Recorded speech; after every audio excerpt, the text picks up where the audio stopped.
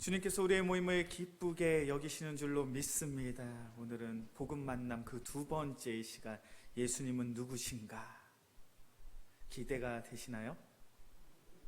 네, 이 시간이 굉장히 좀 졸린 시간인 것 같아요. 그래서 우리가 좀 잠을 깨는 의미로 좀 짧은 영상을 한 편 보고 말씀을 나누도록 하겠습니다.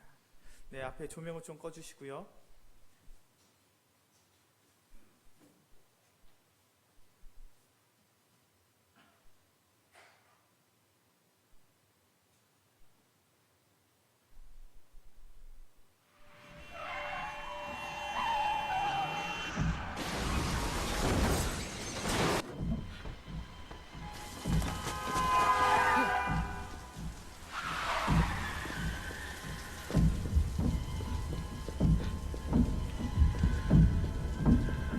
Are you all right?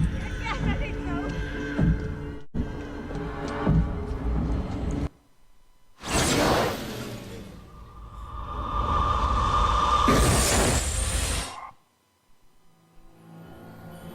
Who are you?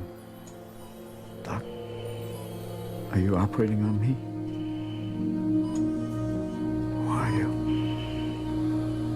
Why can't I see you?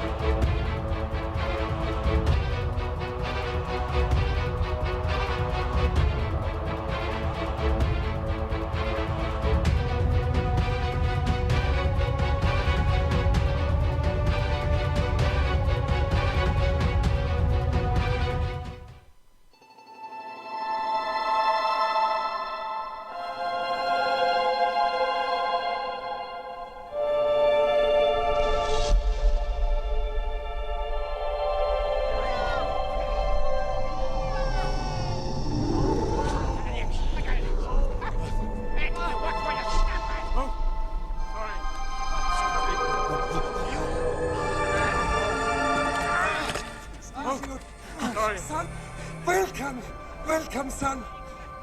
Papa? Son, Papa? you're Klaus. Welcome.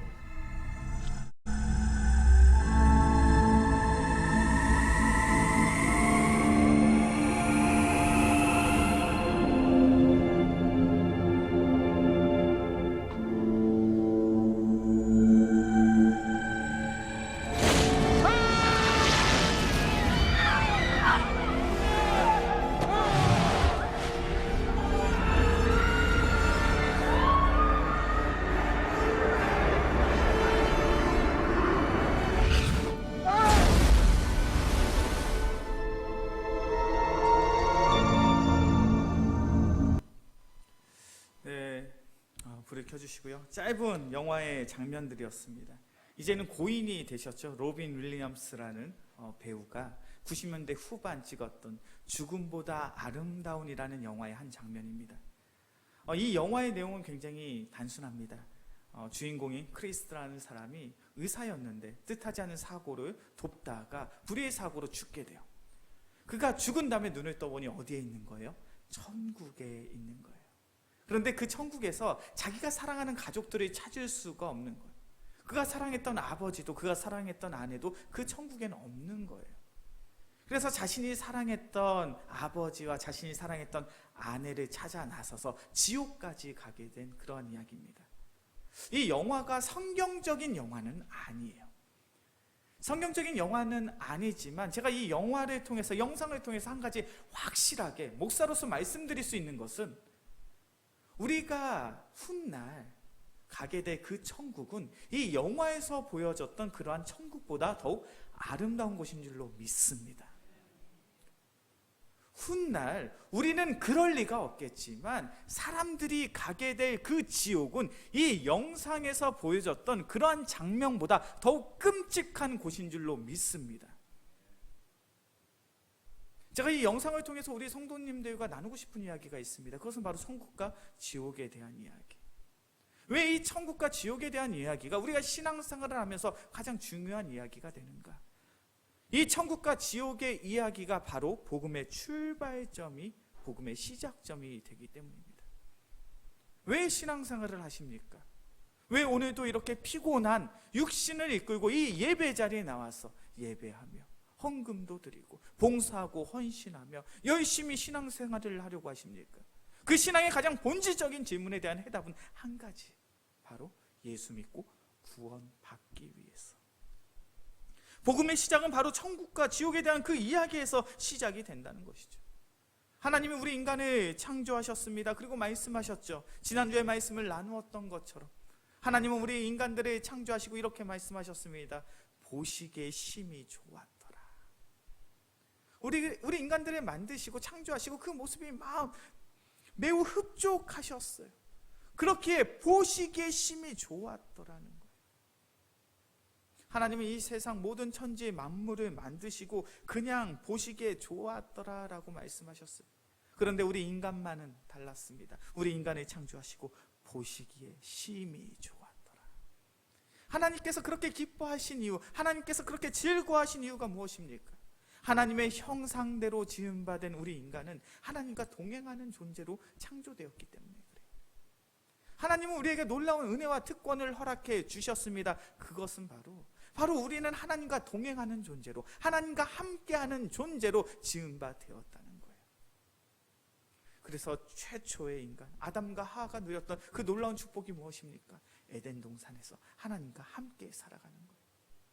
그 에덴 동산은 아마 영상에서 보여졌던 그런 천국보다도 더욱 완벽하고 아름다운 곳이었을 거예요. 그리고 우리 모두는 그와 같은 아름다운 곳에서 완벽한 성도의 모습으로 하나님과 교제하며 살아갈 수 있는 그러한 존재로 지음바 되었죠. 그런데 너무나도 안타깝게 또 우리 인간과 하나님의 관계가 깨어지게 되었습니다. 우리 말씀을 한번 찾아볼까요? 로마서 5장 12절의 말씀입니다. 하나님과 우리의 관계가 왜 끊어지게 되었는지 로마서 5장 12절의 말씀,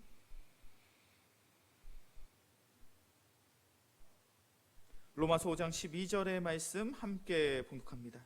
그러므로 한 사람으로 말미암아 죄가 세상에 들어오고 죄로 말미암아 사망이 들어왔나니 이와 같이 모든 사람이 죄를 지었으므로 사망이 모든 사람에게 이르렀느니라. 아멘. 우리 인간으로 말미암아 이 세상에 죄가 들어오게 되었어요. 이 죄로 말미암아 우리는 우리의 삶 속에 사망이 들어오게 되었다라고 이야기합니다. 이 사망은 두 가지의 영적 의미를 가지고 있어요. 먼저는 육체적인 죽음입니다. 육체적인 사망. 우리 인간은 유한한 존재입니다. 그래서 세월이 흐르면 결국에는 병약해지고 쇠약해지고 늙어갈 수밖에 없는 존재라는 거예요. 우리가 늙다 결국 맞이하게 되는 그 끝이 무엇입니까? 육체적인 죽음이죠. 그런데 성경에서 말씀하고 있는 사망은 그런 육체적인 죽음에서 우리의 인생이 끝나는 것이 아니라 영적인 죽음까지 있다는 거예요. 그 영적인 죽음이 무엇입니까? 육적인 죽음 이후에 우리는 저 영상에서 본 것처럼 지옥에서 영원한 형벌을 받을 수밖에 없는 그런 잔혹한 형벌이 우리의 삶 속에 놓여져 있다는 거예요. 우리 모두는 죄로 말미암아 지옥에 갈 수밖에 없는 그러한 존재가 된 거죠. 그러한 인생은 참 상상하기도 싫은 것 같아요. 내가 결국 죽은 이후에 참으로 비참하고 참담한 그 지옥에서 평생을 살아갈 수밖에 없다. 그 끝나지 않은 고통 속에서 내가 평생 영원히 살 수밖에 없다니. 그러한 삶이 우리의 삶 속에 어떤 소망이고 어떤 희망이 될 수 있겠습니까? 참으로 비참하고 참담한 이야기죠. 우리 모두는 이 세상에 들어온 죄로 말미암아 지옥에 갈 수밖에 없는 존재라는 거예요. 그런데 우리가 예수를 믿음으로 갖게 된 그 소망이 무엇입니까? 그 희망이 무엇입니까? 그 소망이 무엇입니까? 우리의 인생은 지옥의 형벌이 아닌 하나님과 함께 할 수 있는, 하나님과 동행할 수 있는 천국의 삶이 바로 우리에게 허락되어 있다는 것이죠. 그와 같은 성경의 말씀을, 그와 같은 사실을 성경은 이렇게 말씀합니다. 로마서 5장 10절의 말씀이에요. 우리가 살펴보았던 12절 위에 있습니다. 로마서 5장 10절의 말씀 함께 봉독합니다. 곧 우리가 원수 되었을 때 그 아들의 죽으심으로 말미암아 화목된 자로서 더욱 그의 살으심을 인하여 구원을 얻을 것입니다. 곧 우리가 하나님과 원수가 되었는데 하나님의 아들 되시는 예수 그리스도로 말미암아 하나님과 다시금 동행할 수 있는, 화목할 수 있는, 함께할 수 있는 존재가 되었다는 거예요. 복음이 무엇입니까? 복음은요, 우리를 구원하기 위해 이 땅에 오신 예수 그리스도를 믿는 거예요. 이 땅에 오신 예수 그리스도로 말미암아 내가 더 이상 지옥의 형벌이 아닌 천국의 소망의 삶을 살 수 있다라는 그 확신과 그 믿음을 고백하는 것이 바로 복음인 줄로 믿습니다. 그렇게 우리가 복음을 바르게 이해하기 위해서는 가장 중요한 게 예수님을 제대로 알아야 돼요. 그래서 이 귀한 오예배 시간을 통해서, 이 복음 만남이라는 시간을 통해서 오늘은 예수님이 누구신가, 그리고 다음 시간에는 예수님이 무슨 일을 하셨는가, 그 다음 시간에는 우리가 예수님을 어떻게 해야 만날 수 있는가, 그리고 우리가 예수님을 만난 이후에 구원의 확신을 가지고 살아가는 삶이 도대체 무엇인가, 그러한 것들을 매 주마다 좀 살펴보는 그러한 시간을 갖고자 합니다. 복음의 중심 되시는, 복음의 주체 되시는 예수님이 누구십니까? 이미 예수님은 그러한 질문을 2000년 전에 제자들에게 하셨어요. 우리 마태복음의 말씀을 다시 한번 살펴보겠습니다. 마태복음 16장 13절과 14절의 말씀입니다.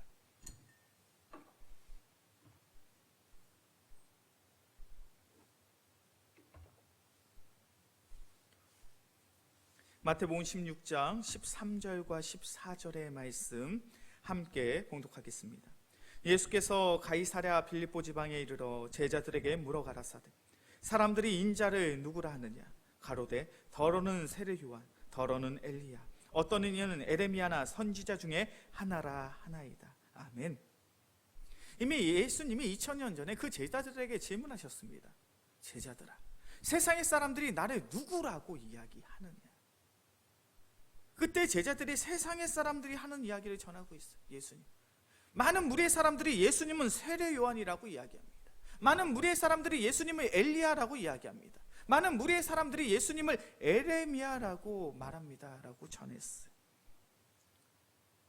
예수님은 세례 요한처럼, 엘리야처럼, 에레미야와 같은 존재처럼 많은 무리의 사람들에게 보여주셨던 거예요. 이 대답이 옳은 대답일까요? 틀린 대답일까요?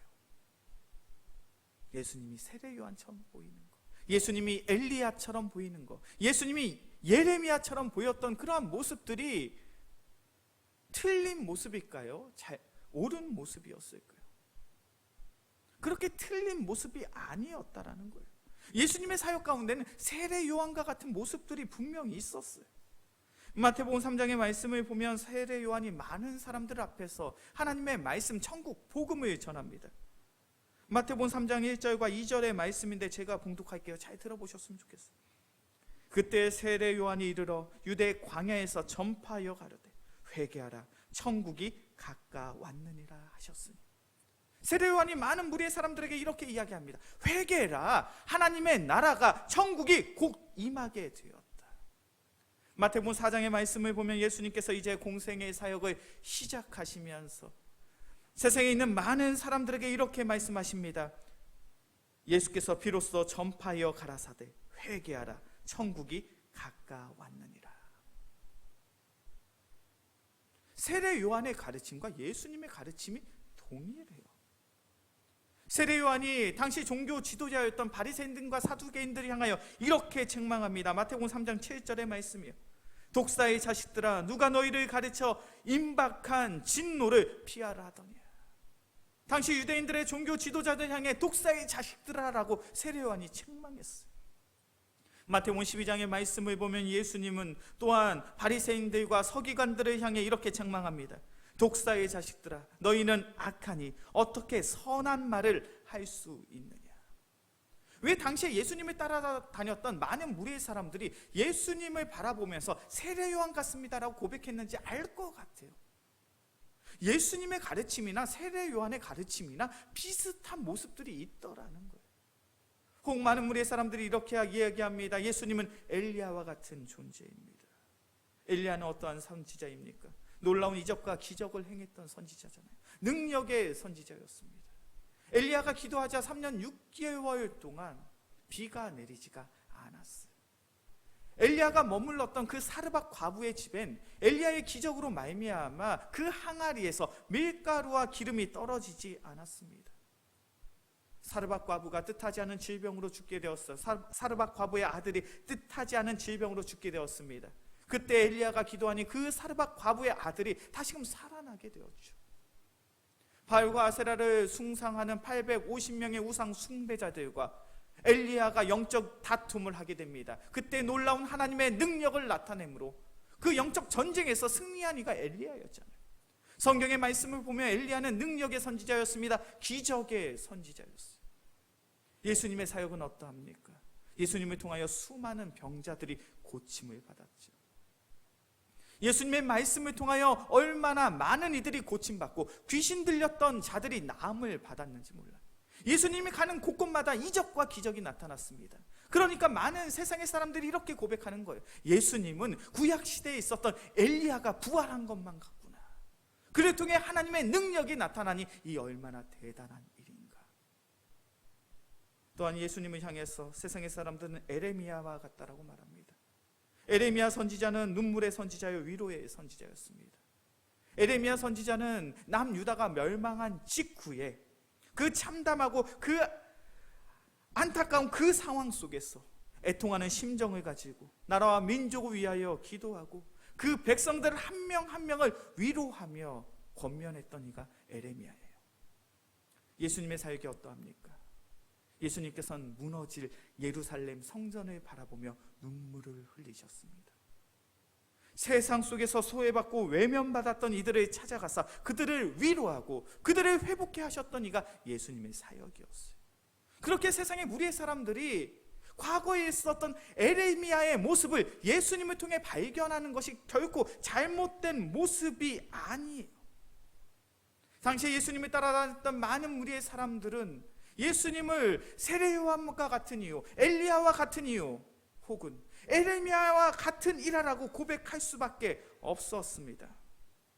그런데 중요한 사실은 이와 같은 단편적인 모습이 이 땅에 오신 예수님의 참된 모습이 될 수 없다라는 거예요. 이와 같이 단편적인 모습을 가지고 우리가 예수를 믿고 신앙생활을 한다면 우리는 얼마든지 왜곡된 잘못된 신앙생활을 할 수밖에 없다는 거예요.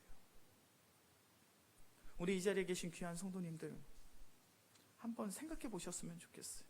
내가 믿고 내가 신뢰하는 예수님은 어떠한 예수님인가?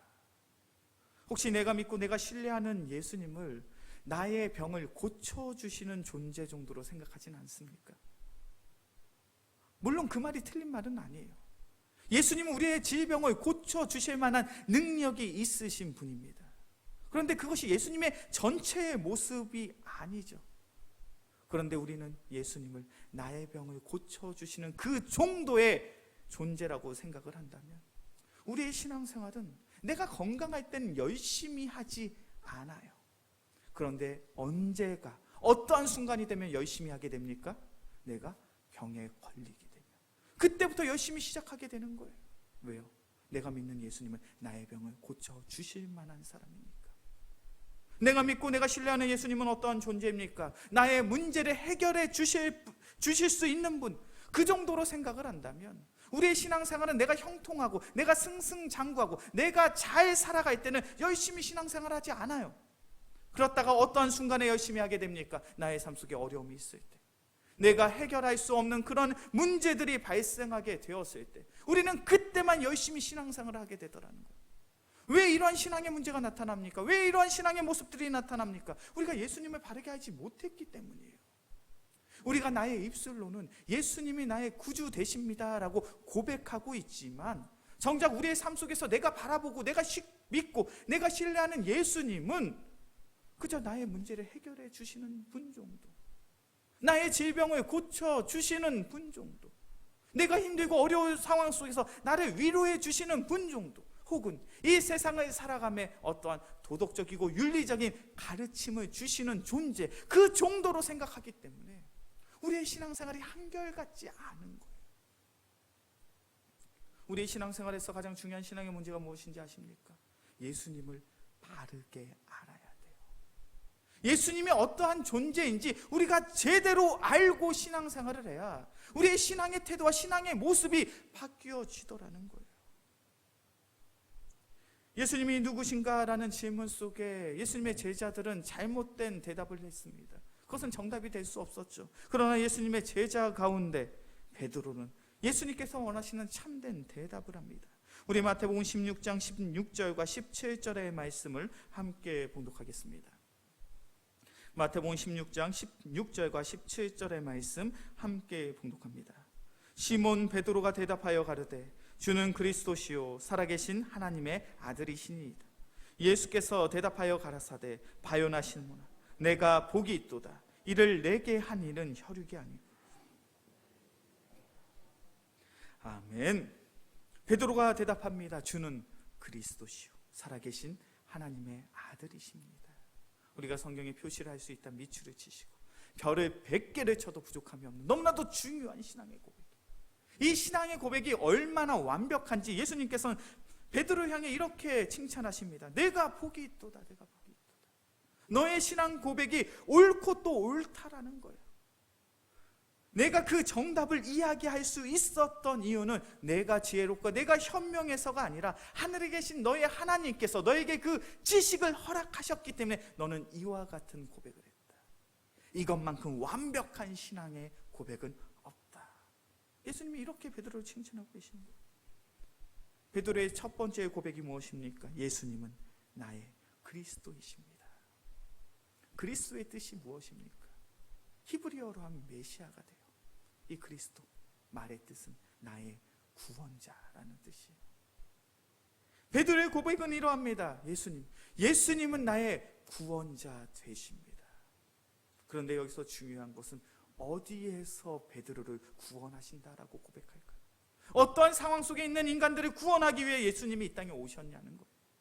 우리 로마서의 말씀으로 조금 넘어가서 말씀을 찾아보겠습니다. 로마서 5장 8절과 9절의 말씀이에요.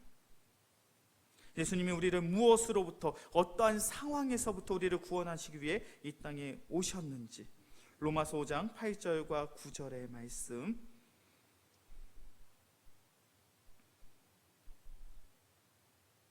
로마서 5장 8절과 9절의 말씀 함께 봉독합니다. 우리가 아직 죄인 되었을 때 그리스도께서 우리를 위하여 죽으심으로 하나님께서 우리에게 대한 자기의 사랑을 확증하셨느니라. 그러면 이제 우리가 그 피를 인하여 의롭다 하심을 얻었은즉 더욱 그로 말미암아 진노하심에서 구원을 얻을 것이니라. 우리가 구원을 받았습니다. 어떠한 상황 속에서 어떠한 모습 속에서 우리가 구원을 받았습니까? 로마서 5장 8절 상반절의 말씀을 보니까 우리가 아직 어떠한 존재였다고요? 죄인 되었을 때. 우리가 죄인이어서 결국 지옥의 형벌을 피할 수 없는 그러한 존재였는데 예수님께서 이 땅에 오사 예수님의 죽으심으로 그 피 흘리심으로 인해서 우리가 의인 되었습니다. 하나님의 구원을 받게 되었다는 것. 하나님은 우리의 구원자 되신 줄로 믿습니다. 그런데 어디에서부터 우리를 구원하시는 존재입니까? 바로 죄로부터 우리를 구원하는 존재. 예수님께서는 죄로부터 우리를 구원하시기 위해 이 땅에 오셨습니다. 이 죄로 인해서 앞서 말씀을 나누었던 것처럼 우리는 하나님과의 화목했던 그 모든 과정들이 깨어져 버렸죠. 하나님과의 단절된 삶을 살아갈 수밖에 없게 되었습니다. 하나님은 우리 인간을 하나님의 형상대로 지으셨어요. 하나님과 함께하는 존재, 하나님과 동행하는 존재로 우리를 지으셨는데 이 죄로 말미암아 그 관계가 깨어져 버린 거예요. 그리고 이 죄로 말미암아 우리는 영적인 죽음 속에 지옥의 형벌을 피할 길이 없었는데 예수님이 이 땅에 오심으로 우리가 구원을 받게 되었다는 거예요. 우리 모두는 예수 그리스도의 십자가의 죽으심으로 인하여 하나님의 참된 백성이요 하나님의 참된 자녀가 된 줄로 믿습니다. 우리의 생명은 하나님의 소유가 된 줄로 믿습니다. 그렇게 바로 우리가 천국의 백성이요 천국의 자녀인 줄로 믿습니다. 그것을 위해 이 땅에 오신 거예요. 우리가 그 사실을 믿고 신앙생활을 하면요 우리의 신앙의 태도가 바뀌어질 수밖에 없어요. 예수님 무엇하기 위해 이 땅에 오셨다고요? 죄악된 삶을 살아가는 우리를 구원하기 위해서, 죄의 올무를 끊으사 죄의 구렁텅이에서 우리를 구원하기 위해 이 땅에 오신 분이에요. 우리가 살아가는 이 세상은 어떠한 세상입니까? 죄악된 세상이잖아요. 죄악된 것들이 얼마나 만연해 있는지 몰라요. 그런데 더욱더 충격적인 것은 이 죄악된 것들이 죄가 아닌 것처럼 이야기를 하고 있어요. 우리가 살아가고 있는 이 시대가 얼마나 성적으로 문란한 시대인지 모릅니다. 참으로 성적으로 문란하다 보니까 결혼 전에 임신을 하는 경우들이 종종 자주 있어요. 예전에는 결혼 전에 임신을 하면 어떻게 생각을 했습니까? 그것은 참 부끄러운 일처럼 생각을 했어요. 그래서 내가 사랑하는 사람이 임신을 했다고 하면 그것을 티나지 않게 하기 위해서 얼마나 급하게 결혼을 했는지 몰라요. 그런데 지금은 결혼 전에 임신을 하면 무엇을 해왔다고 이야기를 합니까? 혼수해왔다라고 이야기해요. 그것이 더 이상 부끄러운 이야기가 되지 않았어요. 결혼 전에 여성들이 순결함을 지키는 것, 결혼 전에 혼전관계를 갖는 것이 전혀 죄악된 세상이 아니라는 거예요. 얼마든지 서로 사랑한다면 젊은 청춘 남녀들이 그러한 시간들을 가질 수 있다라는 거예요. 죄가 아닌 것처럼 이야기하는 그런 세상 속에 우리는 살아가고 있습니다. 그런데 예수님이 이 땅에 무엇을 하기 위해 오셨습니까? 죄인된 우리를 구원하기 위해 오신 거예요. 그렇다면 우리가 죄악된 삶을 살아감에 있어서 예수님이 나의 참된 구원자라는 사실을 인식하게 된다면 우리는 예수님을 쫓을 수밖에 없죠. 예수님을 따를 수밖에 없습니다. 예수님의 인도하심 속에 나의 인생을 맡길 수밖에 없어요. 왜요? 죄악된 세상에 가만히 있으면 우리는 지옥의 형벌을 받을 수밖에 없으니까. 예수님을 쫓고 예수님을 따르는 신앙의 삶에 최선을 다할 수밖에 없는 것이죠. 우리 영광교회 믿음의 성도들이 그러한 인생을 선택할 수 있는 복된 성도들이 되어지길 주의 이름으로 간절히 축원합니다.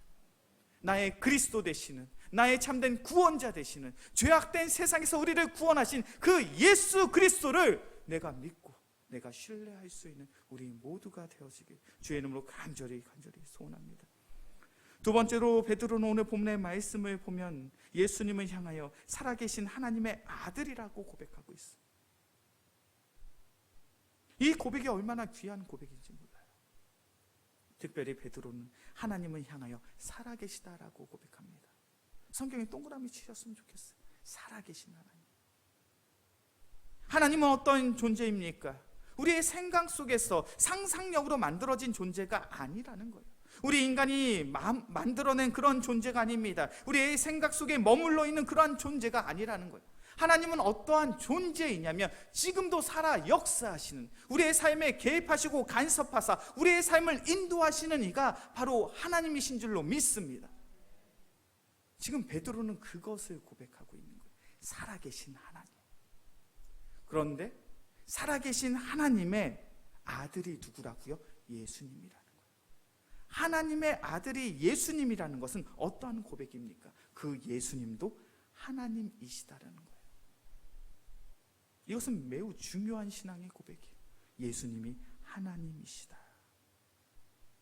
예수님이 하나님이시다는 것은 무엇을 의미합니까? 우리가 예수님을 통해 하나님을 알 수 있다라는 거예요. 놀랍지 않으세요? 별로 안 놀라시네요. 하나님은요 영이십니다. 하나님은 영이시기 때문에 유한한 인생을 살아가고 있는, 제한된 공간에서 살아가고 있는 우리 인간이 가지고 있는 어떠한 오감으로는 절대로 하나님이란 존재를 알 수가 없어요. 우리의 눈으로 하나님을 보는 것, 우리의 손으로 하나님을 만지는 것, 우리의 귀로 하나님의 음성을 듣는 것, 이것은 불가능한 일이에요. 왜냐하면 하나님은 영이신 존재이기 때문에. 그런데 우리 인간이 하나님을 알 수 있는 유일한 방법이 있습니다. 그것은 바로 참 하나님이신 예수님이 이 땅에 오셨기 때문에, 그 예수님으로 말미암아 우리가 하나님을 알 수 있는 거예요. 그렇기 때문에 예수님이 빌립과의 대화에서 이렇게 말씀하셨어요. 요한복음 14장 8절과 9절의 말씀인데 제가 봉독하겠습니다.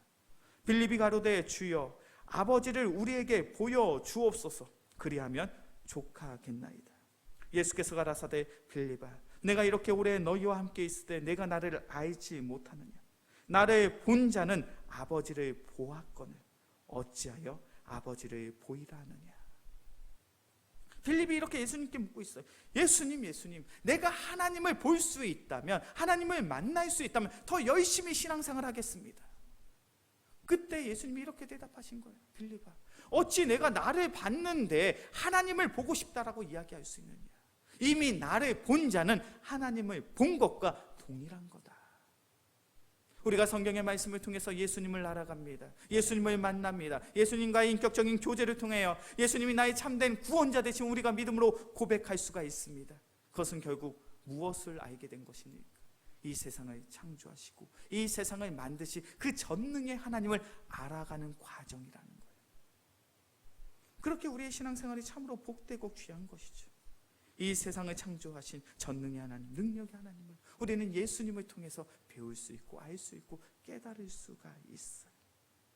우리는 예수님으로 말미암아, 예수님의 가르침으로 말미암아 하나님을 알 수 있습니다. 그리고 우리는 예수님의 가르침을 통해서 하나님의 뜻을 알 수 있고 하나님의 마음을 알 수 있고 예수님을 통해 하나님이 기뻐하시는 성도의 삶을 살아갈 수 있다라는 거예요. 이제 말씀을 정리하겠습니다. 베드로는 참으로 귀한 신앙 고백을 했습니다. 주는 그리스도시요 살아계신 하나님의 아들입니다. 이것이 바로 예수님이 누구이신가에 대한 올바른 정답이에요. 주는 그리스도시요 살아계신 하나님의 아들입니다. 이 신앙의 고백으로 말미암아 얼마나 많은 선교사들이, 얼마나 많은 목회자들이 아직도 예수 그리스도의 복음을 알지 못하는 이들을 찾아가 그 사실을 전하고 있는지 몰라요. 세계 열방을 향해 나아가서 귀한 선교의 사역을 감당하고 있는 선교사들의 고백은 한결같습니다. 예수님이 우리의 그리스도이십니다. 예수님이 살아계신 하나님의 아들이십니다. 지금으로부터 120년 전에 참으로 많은 선교사들이 조선 땅에 들어오게 되었습니다. 그리고 그들이 전한 복음의 핵심이 무엇입니까? 예수님이 우리의 구원자, 우리의 그리스도 되십니다. 오직 예수님만이 하나님의 참 아들 되십니다. 그 귀한 복음 증거로 말미암아 120년의 짧은 역사 속에 한국교회가 이렇게 아름답게 성장할 수 있었던 거예요. 합정역에 있는 양화진 외국인 선교사 묘원에는요 총 400개가 넘는 무덤들이 있습니다. 그것은 400명이 넘는 선교사들이 이 조선 땅에 들어와서 복음을 증거하다 순교하셨다는 거예요. 그 복음을 증거하다 순교하신 선교사님들의 한결같은 신앙의 고백은 단 한 가지. 주는 그리스도시요 살아계신 하나님의 아들이십니다. 그 사실을 전하기 위해 이 땅에 오시고 그 사실을 증거함으로 평생의 삶을 다 허비하신 거예요. 우리 영광교회 믿음의 성도들의 삶이 그래야 될 줄로 믿습니다. 나의 병을 고쳐주시는 하나님도 소중하죠. 나의 삶의 문제들을 해결해 주시는 그 하나님도 귀합니다. 그러나 가장 중요한 신앙의 고백은 주는 그리스도시요 살아계신 하나님의 아들입니다. 그 사실을 잊지 않고 우리의 삶과 우리의 환경이 어떠하든지 예수 그리스도의 복음을 증거할 수 있는 우리 모두가 되어지길 주의 이름으로 간절히 축원합니다.